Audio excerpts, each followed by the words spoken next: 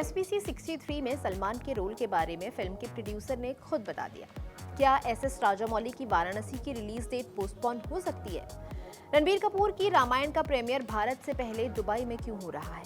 क्या बाहुबली 3 का काम शुरू हो गया है? इसके अलावा भी सिनेमा से जुड़ी सभी खबरें आपको मिलेंगी आज के फिल्मबाजी में। तो चलिए शुरू करते हैं ये सिलसिला।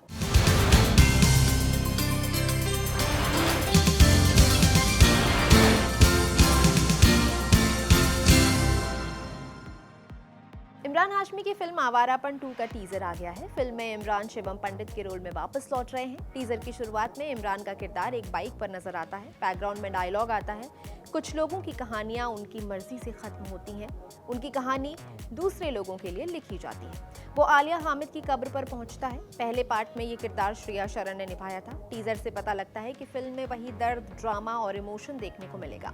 इमरान के साथ दिशा पाटनी और शबाना आजमी भी फिल्म में अहम रोल में है। इसे नितिन कक्कर ने डायरेक्ट किया है। ये 14 अगस्त 2026 को सिनेमाघरों में रिलीज होगी। राजकुमार हिरानी की OTT film Pritam and Pedro में अरशद वारसी और उनके बेटे वीर हिरानी लीड रोल्स में हैं।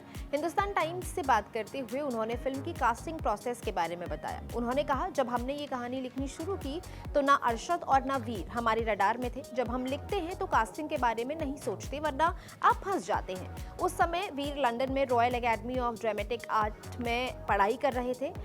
राजकुमार हिरानी ने बताया, मैंने उससे ड्रामा स्कूल से वापस आकर थिएटर करने और खुद को एक एक्टर के तौर पर स्थापित करने के लिए कहा। मैंने उससे कहा, अगर तुम इस फिल्म के लिए ऑडिशन देना चाहते हो तो जरूर दो। अविनाश अरुण इसे डायरेक्ट कर रहे हैं, उनसे जाकर मिलो और उन्हें कन्विंस करो। अगर ये मेरी फिल्म भी है तब भी तुम्हें ऑडिशन तो देना ही पड़ेगा। तुम मेरे बेटे हो तो तुम्हें आसानी से काम मिल जाएगा, ऐसा मत सोचना। श्रद्धा कपूर की ईठा के टाइटल को लेकर विवाद हो गया है। ये फिल्म महाराष्ट्र की प्रसिद्ध लावणी और तमाशा कलाकार विठाबाई मंग नारायण गांवकर के जीवन पर आधारित है। TV9 मराठी की रिपोर्ट के मुताबिक NCP के फिल्म और सांस्कृतिक विभाग ने श्रद्धा कपूर की आने वाली फिल्म ईठा के टाइटल पर आपत्ति जताई है। पार्टी का कहना है कि यह फिल्म विठाभाई नारायण गांवकर की जिंदगी पर आधारित है, इसलिए इसका नाम भी उन्हीं के नाम पर होना चाहिए। पार्टी ने सुझाव दिया कि फिल्म का नाम विठा या विठाबाई रखा जाए। उनका मानना है कि इससे महाराष्ट्र की लावड़ी और तमाशा कला में विठाभाई के बड़े योगदान को सही सम्मान मिलेगा। विठाबाई के परिवार ने भी इस मांग का समर्थन किया है। मेकर्स की तरफ से अभी इस पर कोई टिप्पणी नहीं की गई है। SS राजामौली की फिल्म वाराणसी का शूट 7 जुलाई से दोबारा शुरू होने वाला है। रिपोर्ट्स में बताया जा रहा है कि इस शेड्यूल में फिल्म का सबसे जरूरी और मुश्किल सीक्वेंस शूट किया जाएगा। ये एक तगड़ा वॉर सीक्वेंस होगा। मिड डे की रिपोर्ट के मुताबिक फिल्म का ये सीक्वेंस अब तक का सबसे बड़ा वॉर सीक्वेंस बताया जा रहा है। दावा किया जा रहा है कि इसका स्केल SS राजामौली की पिछली सभी फिल्मों से बड़ा होने वाला है।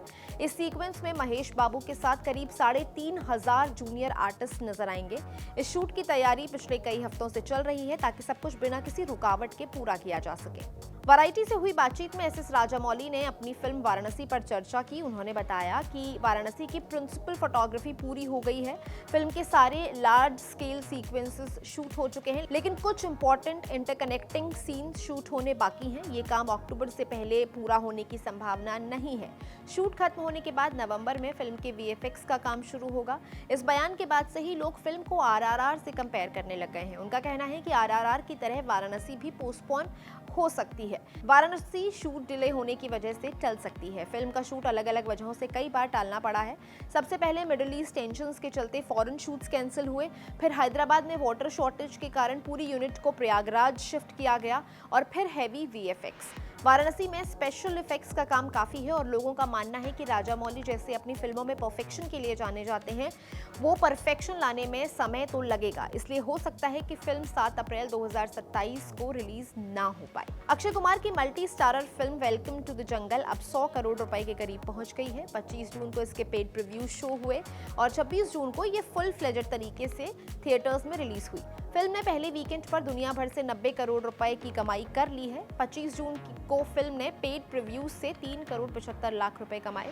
26 जून को फिल्म की कमाई 15 करोड़ 25 लाख रुपए रही। पहले शनिवार यानी कि 27 जून को यह आंकड़ा बढ़ा और फिल्म की कमाई 20 करोड़ रुपए के आसपास रही। पहले रविवार को यानी कि 28 जून को वर्ड ऑफ माउथ की वजह से फिल्म की कमाई में उछाल देखने को मिला और इसने बॉक्स ऑफिस से 24 करोड़ 75 लाख रुपए कमाए। कुल मिलाकर फिल्म ने डोमेस्टिक बॉक्स ऑफिस से 63 करोड़ 75 लाख रुपए कमा लिए हैं। ओवरसीज कलेक्शन की बात करें तो फिल्म की कमाई 16 करोड़ 70 लाख रुपए रही।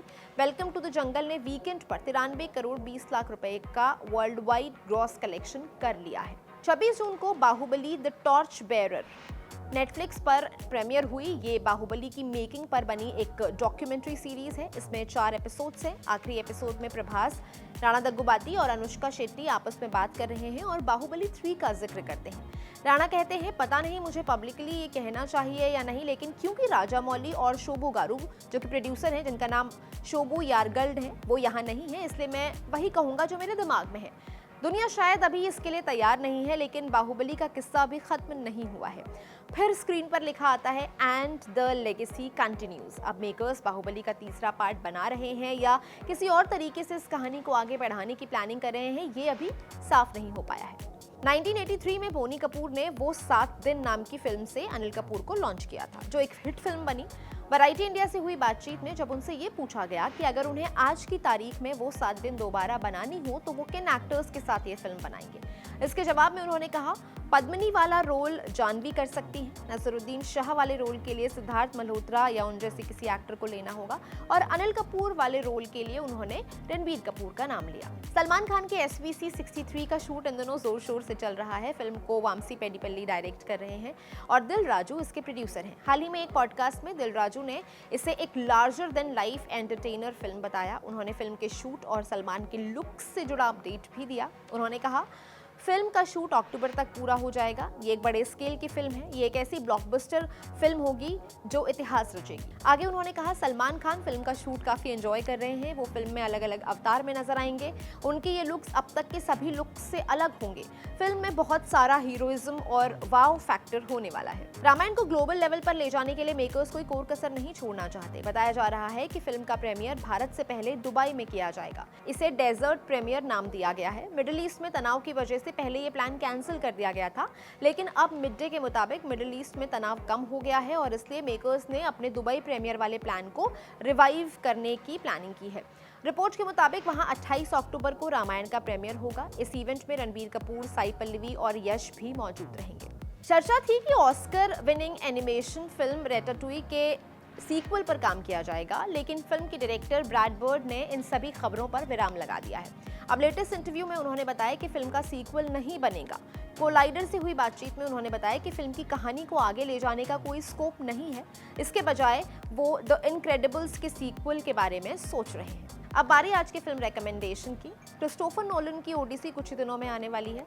ये ट्रोजन वॉर के बाद एथिका के राजा ओडिसिस के घर लौटने की कहानी है। कैसे कुछ हफ्तों का सफर तय करने में उन्हें 10 साल लग गए, ये इस फिल्म में दिखाया जाएगा। लेकिन इस फिल्म को देखने से पहले उसका बैकग्राउंड समझना है तो ट्रॉय देखनी चाहिए। इस फिल्म में ट्रोजन वॉर और ट्रॉय में हुए हमले के बारे में सब कुछ बताया गया है। प्राइम वीडियो पर यह फिल्म है। ब्रैड पिट की यह फिल्म आपको जरूर देखनी चाहिए। आज के फिल्मबाजी में इतना ही। दीजिए इजाजत। अब मुलाकात होगी कल। मैं हूं गरिमा।